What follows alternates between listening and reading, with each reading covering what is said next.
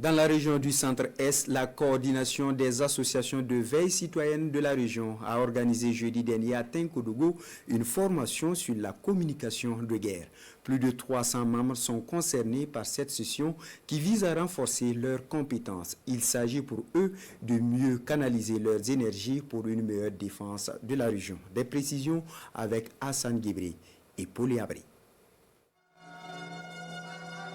L'hymne de la victoire entonné ici en chœur pour marquer le début de cette conférence de la coordination régionale de la veille citoyenne du Centre-Est. Initiée par le chargé de mission auprès de la présidence du FASO, cette session de formation a pour objectif de renforcer les compétences dans la promotion du civisme et du patriotisme. C'est ceux-là qui accompagnent le président, notre camarade du président Ibé, dans la dynamique de reconquête du territoire. Mais il y a aussi d'avoir un comportement républicain. Ce n'est pas du syndicalisme. Non. C'est quelqu'un qui doit avoir un comportement républicain. Je vais leur parler de la communication en période de guerre. C'est très important.